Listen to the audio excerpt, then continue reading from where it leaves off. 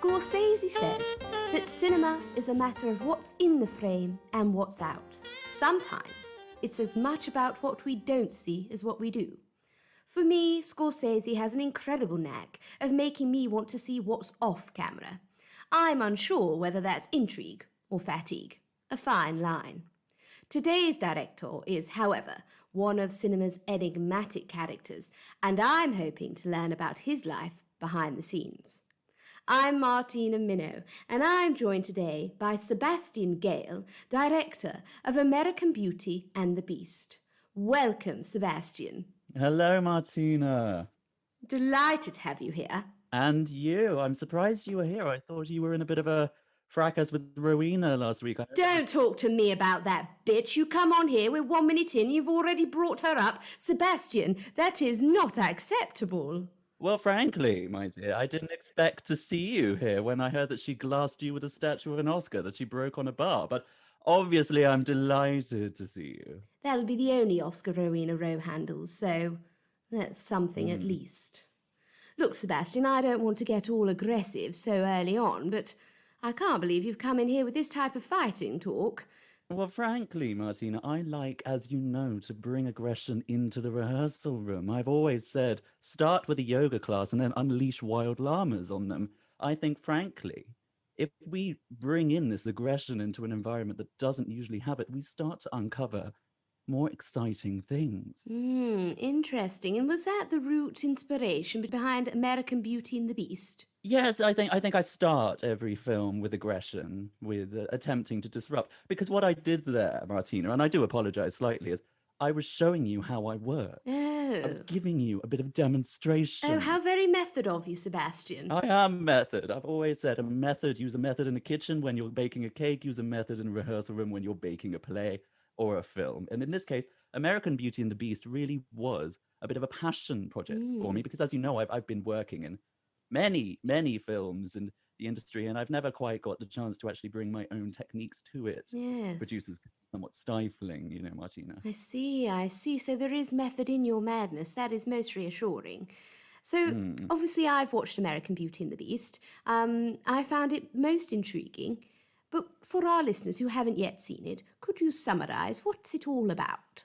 Well, yes, because I wanted to deal with Americana, which is obviously the trappings of American lifestyle. But at the same time, I've always really loved fairy tales. So I did a bit of a fusion. I love fusion in my food. Why not have fusion in my films? And so I decided to take the fairy tale of Rapunzel, obviously, and mix it with Americana. And by Americana, I mean that specific painting of the farmer and his daughter that's used in the opening credits of that seminal work, Desperate Housewives. So I wanted essentially to have Rapunzel, but as a farmer and a daughter. And that was the starting point, Martina, for what I think might well be one of my magnum opuses. Oh, absolutely. And it was a wonderful opening scene, beautiful soundtrack as well, I felt. A really nice mashup of American music and fairy tale. I'm sure that's very specific and easy to find. So it was a wonderful opening sequence, and it was a really bold choice of casting for Rapunzel as well. Really enjoyed seeing her come to life. Well, I've always seen it certainly as a masculine role, and I wanted that to be brought out. Absolutely. Here we go.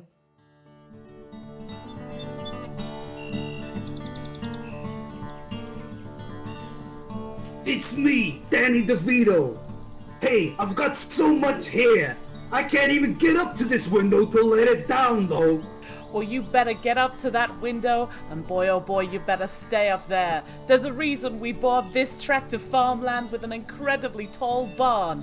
Dan Punzel, you better get up in that hayloft. You better stay, you little... What are you talking about? I ain't never made it with no one. You pea-brain, you bring me out here to the gothic countryside. Pea-brain? You wanna see a pea-brain? I'll give you a lump the size of a mush. But, adoptive dad, why are you so mean to me? Is it because of my auburn hair? Yeah, that's exactly why I'm mean to you. Absolutely nothing to do with the 8 princes a week sniffing round you. Now get up there, Dan Punzel, before I stack another barn on top of that barn. Sheesh.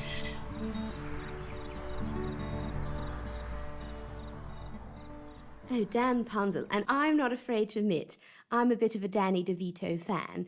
He's one of the very few Hollywood stars that I've get a little bit starstruck around, so I was delighted to see him cast as Dan Punzel. And what was interesting was when we started, we did actually want them to have all Welsh accents, which I don't know if you have any footage left of that, but we did have some early scenes which were actually of later points in the film where Rapunzel obviously is trying to climb out the window. But in the end, we decided Americana, we should probably have American accents. It might be a bridge too far for the general audience. Absolutely, and believe me, I root around until I find hidden footage till the cows come home, so I'm absolutely certain that we will hear some Welsh accents coming out a little later on. And talk me through the costume design for American Beauty and the Beast, because obviously you're meshing together two very specific styles, the Americana, the fairy tale. Did you work with Cyril Sequin on this project? I like to bring myself into the rehearsal room as much as possible, so obviously I appreciate the guiding hands of other people. But really, I wanted the costume to have more of an angle that was unexpected, which is why we did it all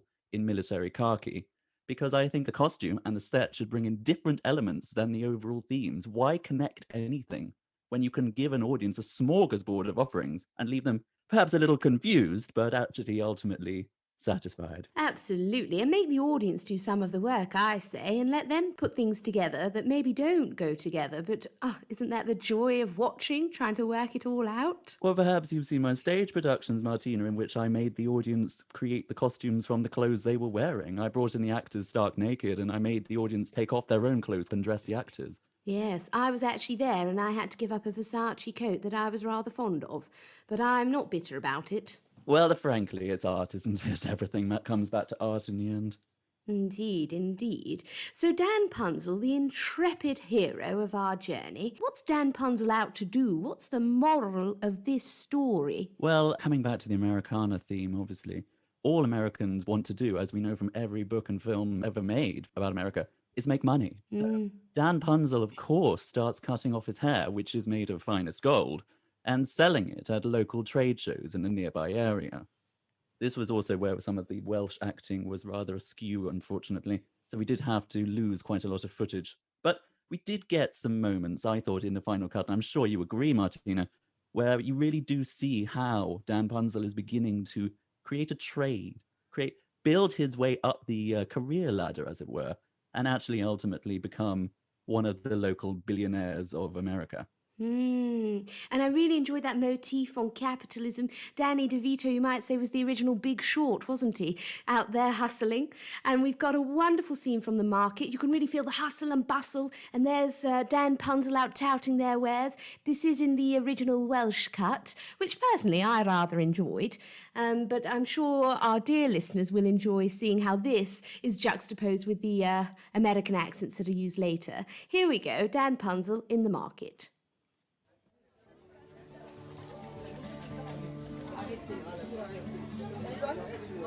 I've got a hair for sale. I've got a Welsh hair for sale. Put down that sheep. You don't need wool when you've got a Danny DeVito's hair. Excuse me, love, is that some hair you've got there for sale? Did I overhear that you had some hair for sale? Yes, you did, costermonger. Oh, that's lovely. I pass it over here. I'll get a good look. Oh, that's lovely, that is.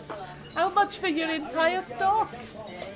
Well, I've been growing my hair for 2 years, and I would part with all of it for 2 million crowns.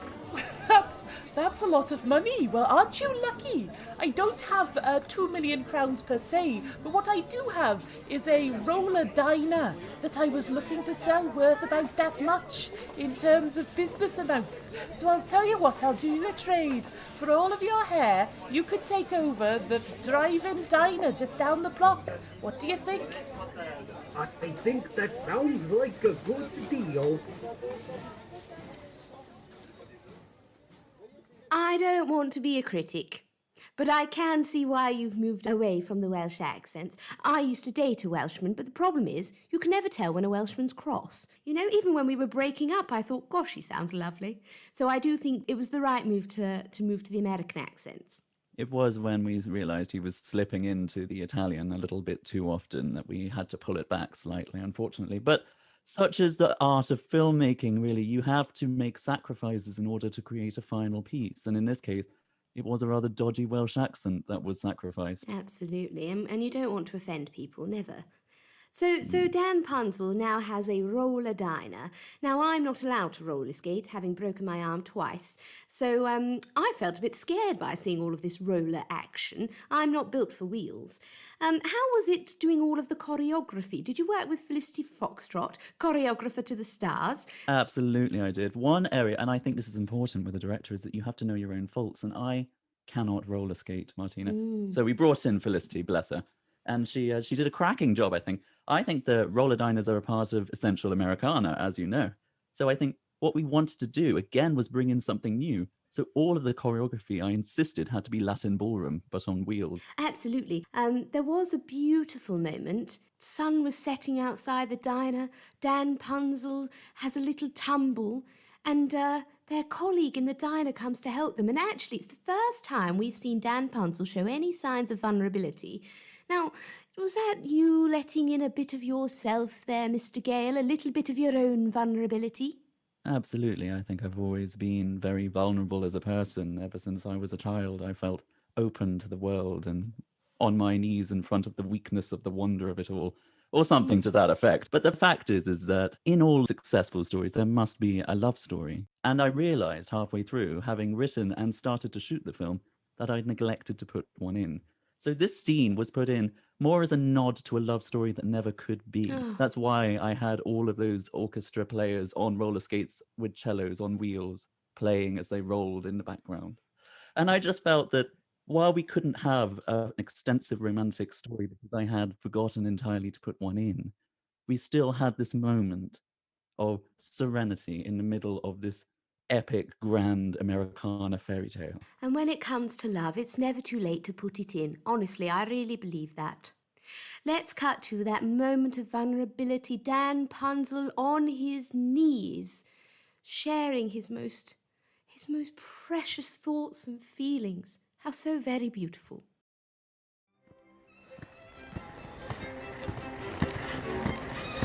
Those my skates on it. What?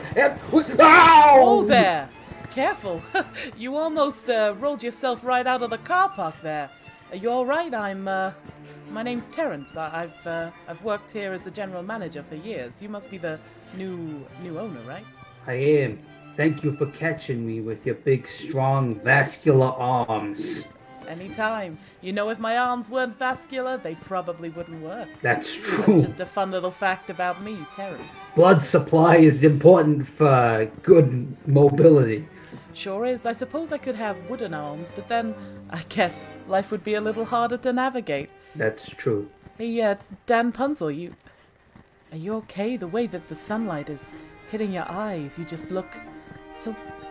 I don't know, maybe it's too forward of me to say, but you look kind of vulnerable and earnest. Have you ever been open like this with another person in your life? No, I've never been. Sometimes when I look around at my hair empire and my roller diner, I just wonder, would it have been better if I just stayed on the farm and peeked over the windowsill? Maybe the dream is better than the reality. I guess that might be why they don't call it the American reality, huh? Maybe the dream is better than the reality. I wrote that after 3 shots of Sambuca in a local dive, so that just goes to show that inspiration will come from anywhere. Little interesting fact for you, we were originally going to have Terence played by Elaine Stritch, but unfortunately she was dead. Oh, I hate it when that happens. Oh, well, that moment we see Dan Punzel at his very lowest, realising that the American dream is not what it seems. And then Dan Punzel takes a trip home again.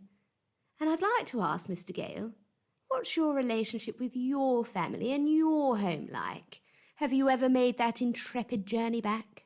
Oh, yes, quite a sensitive topic that you touched on there, Martina, but obviously I'm happy to discuss it. I am, as I said, an open, vulnerable person on my knees in front of the waking world.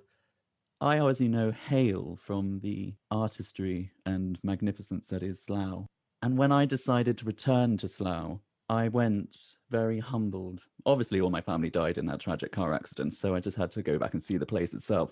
But when you see the grandeur of that train station, the local ice rink, it did bring back something quite primitive in me, that urge to protect myself. So I immediately put myself into a travel inn and stayed there for 3 days wrapped in a duvet eating Twixes. And it was a bit of a homecoming. But then obviously I was glad to return, weighted down by the extra Twixes that I had eaten, to the US, where I believe the dreams are made rather than Slough. Yes, or as I like to pronounce it, slew, but I have got elocution training.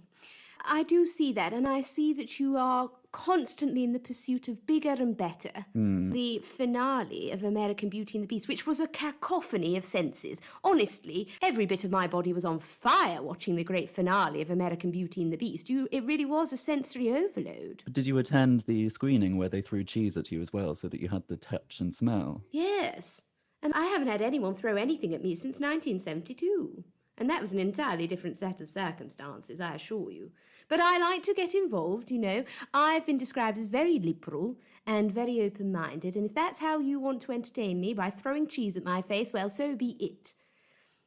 But tell me, what was that all about, that big finale? We see Dan Punzel, we see Terence, we see everybody coming together in a big celebration of the American dream. Well, obviously Terence's tragic death as he roller skated off a cliff was unexpected to the audience, I feel. Absolutely. But what I wanted to do, as we just sort of discussed there, is really bring on all the senses. And I said we can do sight and sound from a film, but touch and smell and taste are not included. So I personally paid out of my own pocket to have people come in with lumps of brie and throw them at the audience members. Yes. And what I wanted to do there was really bring in this sense of everything happening at once, this whirl of color as Dan Punzel sells the roller diner in order to move to New York and run for president and his giant silver tower. Absolutely. And, you know, we've had worse presidents than Dan Punzel, so got my vote. Let's cut to that final scene, that great call to action, the spirit of Terence floating around like Banquo at the banquet. My gosh, I was overstimulated. Here we go.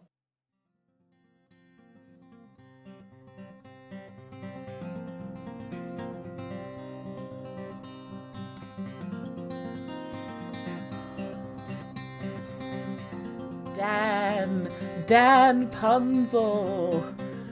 I'm back. I'm sorry I said I was only popping out for a spell, but don't you know I roller skated off a cliff. It was peaceful for a while, like Slough Queensmere Shopping Centre after 4:30 p.m. in the afternoon. You know, like Slough train station and its 6 platforms. It's not Reading, but then what is nowadays? Either way, I'm back to tell you to live your dream. I was wrong to doubt the reality of America. Everybody has a great time here. Dan, go for that presidency. Go for it. Thank you, Spirit of Terence. You've given me the will to carry on and go and become the tyrant I've always wanted to be. When the little man is oppressed, they'll rise up and oppress someone else in future at a grand scale. And anyone else who says that ain't true, let's agree to disagree. Yeah, let's agree to disagree. Wow, I could sure feel this. Hey, don't you think this speech is a little cheesy? Oh, and wasn't that just a metaphor for capitalism? The little man will rise up and become the big man. Well, frankly, capitalism isn't any worse than all the other ones on offer. I mean, communism isn't going to work either. So frankly, I just put my flag behind capitalism and ride that all the way to payday. Absolutely, the true American spirit. So I'd like to ask, what's next for you, Mr. Gale? Are there any other works on the boil?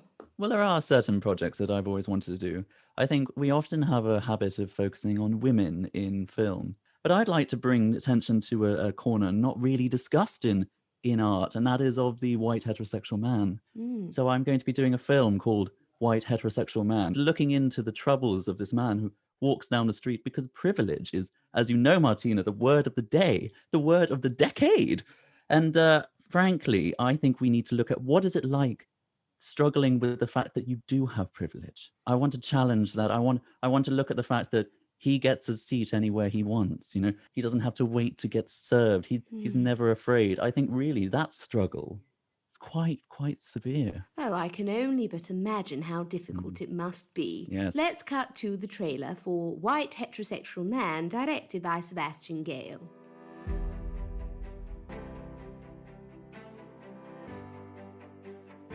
God damn it, I don't want another pay rise. Stop giving me all the money. I've had enough of this. In a world where you could have anything you wanted if you just asked or implied it quite strongly while wearing a suit.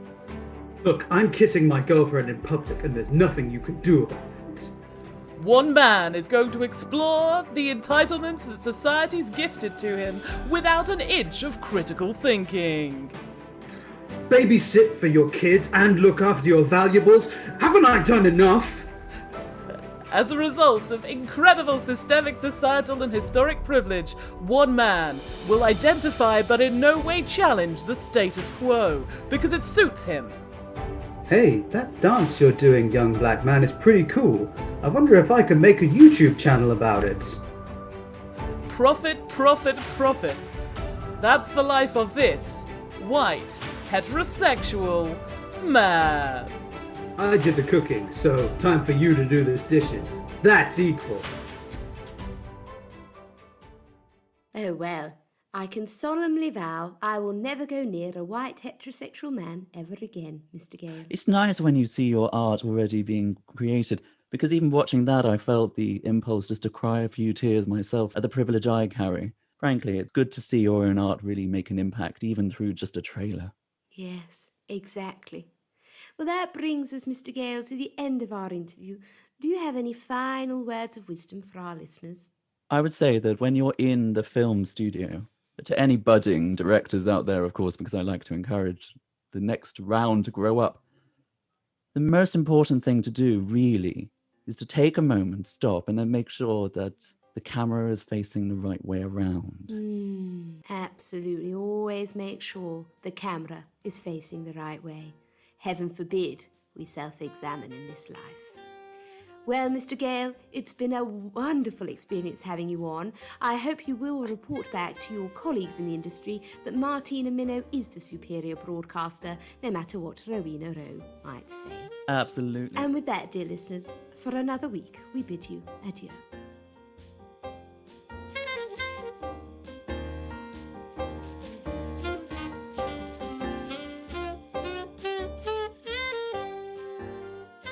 The Improvised Movie Director podcast featured Sabrina Luisi as Martina Minnow, with resident improvisers Vicky Hawley and Rory Vieira, with special thanks to today's guest, Doug Dunn. IMDp is produced and edited by Steve Tanner. Theme music by Matt Brown and Johnny Griffiths. Artwork by Marty Sears. Additional music by Stan Babbage and Dr. Turtle.